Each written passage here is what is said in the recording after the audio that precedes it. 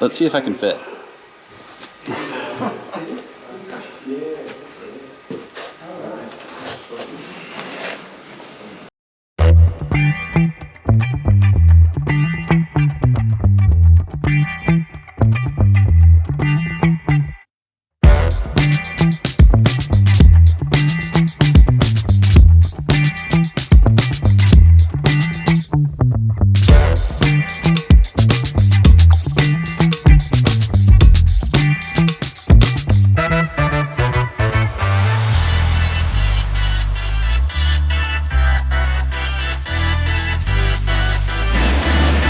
Okay, so I'm here at Helical Engineering in Preston, basically out this side of Preston in the UK. And you've probably heard of Helical Engineering from a few places, from like Drive Tribe, from SEMA, where you saw something that looks like this. This is the carbon fiber Cerbera TR12. It looks like a stealth bomber, sounds like a thunderstorm having a panic attack, and was built by a team of slightly unhinged engineers in northern England, most of whom used to work for TVR, which explains a lot. Under the hood, a 6-liter twin-turbo V12 making 1,012 horsepower. That's not just fast, that's warp drive strapped to a go-kart fast. Rear-wheel drive with a manual transmission will get you 0 to 60 in 2.9 seconds, and if you keep your foot planted and somehow avoid death, it'll do over 218 miles an hour. This is the TR12, the Cerbera TR12 turbo. Also, that one there, but also something not as common, if you can call those common, Cerbera Speed12. This is the TVR Cerbera Speed12. Originally, it was built to take on monsters of GT1 racing, like the Porsche 911 GT1, the Mercedes CLK GTR, and even the McLaren F1. It was British, brutal, and completely unhinged, with a 7-liter V12 producing over 800 horsepower. Sadly, GT1 died before the car even hit the grid. So TVR pivoted. The Speed12 reappeared in British GT, wearing a bold Scania livery and terrorizing circuits in the early 2000s. It was unpredictable, but fast enough to land a podium at Donington in 2001. Although this Cerbera is bright orange and many of the panels have been rebuilt, this is the exact same car that took podium in 2001. Currently, there is an Aston Martin V12 engine inside of the car. However, engine 001 was rediscovered and is currently being rebuilt by the folks here at Helical Technology, with the help of Powers Performance. Hi, I'm Darren Hobbs. I'm one of the managers on this team. I'm in charge of basically the carbon composites and the styling. There's me and a couple of other guys that work within sort of like my area. I worked at TVR Engineering from 1996 until it shut in 2006. Oh, wow. I was the sort of head of styling, head of the design department for the last 2 years of that under the Russian ownership. So if you like the way the cars look? So yeah, I've worked on anything from the Cerbera, Tuscan, Cigaris, T350, Tamora, various prototypes in that period as well. So now, like the older TVRs, they were very distinct, very classic British. Like you look at it like, oh yeah, that's a British car. Yeah. What was the like idea or the ethos at TVR? Like why such a departure from the traditional into something that is very alien looking, like in comparison to anything else in the market, even by today's standards? A lot of it was just sort of like change in sort of like attitudes. Obviously there was a period sort of like in the 80s where everything sort of went really sort of like wedgy and stuff like that. Yeah, it's all like Giugiaro. Yeah.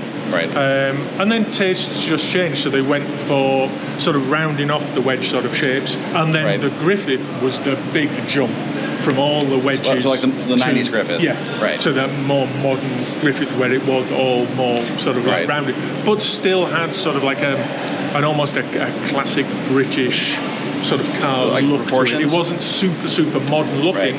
It was just a big departure from what had been popular, which was all these wedge-shaped things. The TVRs and the Lotuses and stuff like that were all the wedge-shaped sort of stuff.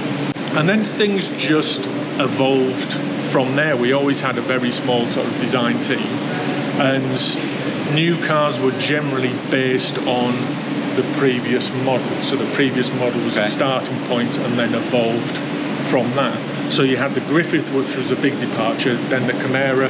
Which is the same chassis, right? From the Griffith, on the same chassis. And then you had a few other sort of like prototypes. Obviously then the Cerbera came as a sort of like elongated Chimera with a roof. So there's a story that I heard, I take it with a grain of salt, that when the AJ-P8 engine was being developed back in the 90s, that like Peter Wheeler's was like, holy hell, we need a new car. Cause it was obviously the whole Rover buyout with BMW, and that. How much truth is there to that story about realizing that, hey, we need to put the AJ-P8 into something other than like the Griff or the Chimera? Initially, it was a case of, I think Peter really did want to design his own engine. He'd done the cars, and I think to produce your own engine was a big thing. It was a big difference between being a small manufacturer and a big player. So he wanted to design his own engine. The buyout when BMW bought Rover, because obviously Griff's Chimeras had the Rover V8 in, Peter was noted for saying, I'm not having anything bloody German in my cars. So that was a case of, right, it tied in nicely. He was already thinking about doing his own engine. The Cerbera was the car that came along at the right time. So that was being developed at the same time the engine was being developed. So therefore it was the right car for the engine. Well, what was the chicken or the egg? Like, what came first though? Because like legend says that the engine came first and then the Cerbera followed, or was it actually more like, hey, we want to do a 2+2 GT, or was it more like? I would have said that the Cerbera had started first as far as design work was concerned. But obviously the chassis had to be made to fit the AJP. Now the AJP was developed, the guy that helped develop the AJP V8, a guy called John Ravenscroft. His company car was a Griffith 500 at the time. Yeah, he's the J in the AJ, right? Yeah. So some of the first AJ-P8s went in his Griff, so they could be tested on the road. Just as a mule. Before they were dropped into the Cerbera chassis. But the Cerbera never had anything in it other than TVR's own engines. Really? So speaking of like test mules and Cerberas, so there's a lot of images going around online that Mercedes use Cerberas as their mules for the SLRs. So do they come directly to the to TVR, or they buy them off like the street? As far as I'm aware, they bought them off the street. As far as I'm aware, TVR had no involvement in them. I certainly didn't hear of any TVR involvement. Right. So when like those photos came out, where everyone's just like, what the heck? We were generally as shocked as anybody else. We saw these images, and it's like, these Cerberas. Oh, don't be wrong. They look horribly ugly with the giant weird with like big nose on the front. But it was like, wait a minute. That's odd. Yeah, but as far as I'm aware, there was no official TVR involvement. Not that I know of, anyway. So hopefully you know, like, this is something I did on my last video when it came to like the history of the Tuscan, and there was the rumor is, of course, on Piston Heads, which is it's a forum for all things British, but a lot of TVRs, that after like due to the popularity of like the Tuscan, like in pop culture and in sales in general, that it was going to be built in Sao Paulo, Brazil, by the co-founder of like old McLaren. So with Gordon Murray's partner. And that the idea was to build them in Sao Paulo, like a couple hundred units, left-hand drive for basically the rest of us who wanted them. So how much of that is, because there's a lot of like stories that are just kind of legend. A lot of it is stories, what we call sort of like TVR Chinese whispers.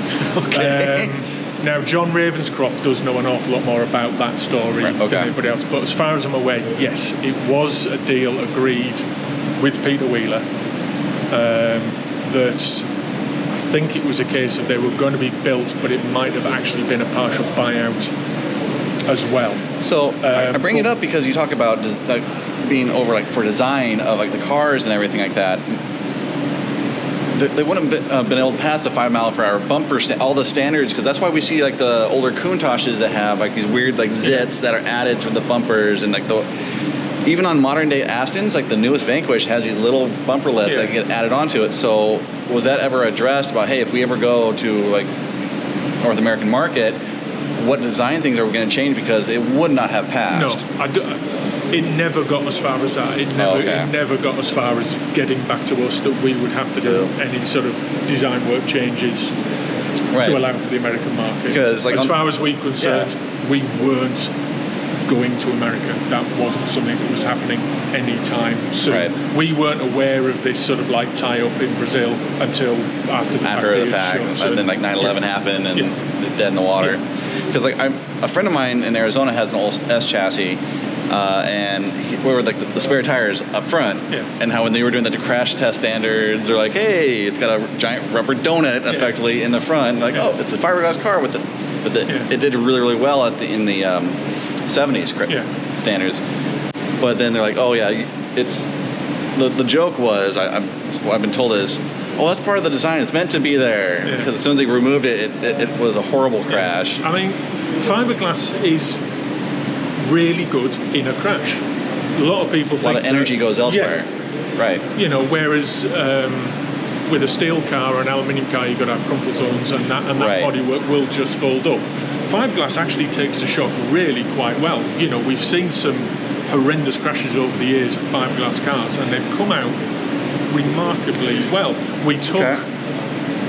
We had to, usually most of the TVRs were like a low volume build car, so we didn't have to go through the crash tests some of the bigger manufacturers do. So like under 500 cars a year, something like that. But we did with the Tuscan. We had to take the Tuscan for a crash test because there was so many being put out the door, and there was so many coming out the door, and the chassis was used on other models as well. Oh, okay, that makes sense. So they classed it as the same car with just a different body. The chassis was the same, the engine was the same, but the body was different. Kind of like the T350, similar. A little bit, yeah.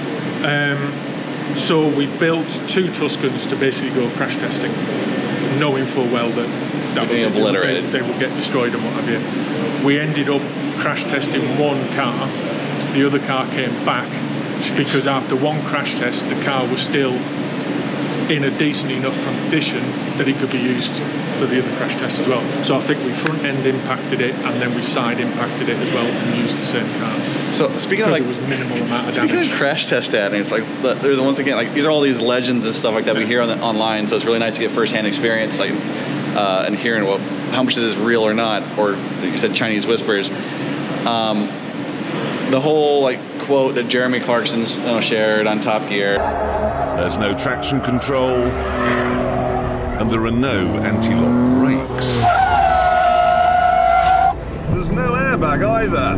TVR's argument has always been, well, don't crash there. Is that more like tongue-in-cheek, or is that actually like... It's a bit more tongue-in-cheek. It's down to, again, numbers produced. Okay. Because we weren't producing the numbers of cars, we didn't legally have to fit an airbag. So we did look at airbags. Towards the end, we did look at fitting airbags, but actually the cost of testing an airbag in our car was ridiculously expensive. Right. So United States alone, to do it, it's millions of dollars, dozens of cars. I mean, to get legal standards in the United States for crash test, it's insane. Yeah. And which is kind of funny because like, you come to like the UK, and it feels like because so many more boutique manufacturers. And you look just at Morgan's. It's a wood car for people, not fully wood, but it's a wood car that is sold regularly. Yeah. Or you have other like Nobles, which you guys have like Rawson. I think there's a couple different names they go by, but it's effectively the same car. There's Noble, there's BAC, and like BAC model. Like I've seen that beautiful car, by the way. That thing is engineering marvel. Yeah. So we talked about crash test standards and all this kind of stuff. So how does it compare now with the TR12s? And so is there plans like for traction control, airbags, like what? Because it's a composite car. It's carbon fiber. Yeah. And obviously they're legal for the road, so they're still boutique. So therefore you don't have the same compliance still. Like what's the story with that? We don't have to crash test. We don't have to fit airbags because we are talking. Each car is individually approved. Okay. So we're not even producing a production car. Each one is ever so slightly different from the other. So we've got the original TVR one. We've got our blue car, which is a development of the original TVR one. Right. We've got our purple car, which is a development of the blue one, and we'll have our next car, which is a development of the purple one. Each one's improving and getting that little bit better until we do potentially reach the point that we are absolutely 100% happy, and that might be the car that we do a limited run of production cars. Right. But we're talking such small numbers that, again, we'd still never have to crash test, we still Right. wouldn't have to put an airbag. We are fitting traction control. Yeah, so it's like, how much horsepower is it putting down on the? We can get it, if we up the boost a little bit, we can get it to just over 1,000 brake horse. On a rear-wheel drive, carbon fiber, manual transmission car. Yeah. With no ABS, no ABS, no traction control. no airbags. You die like a real man. Yeah. Yes. Oh no, so that's awesome. So there's a lot obviously we want to take a look at. So more stories to come.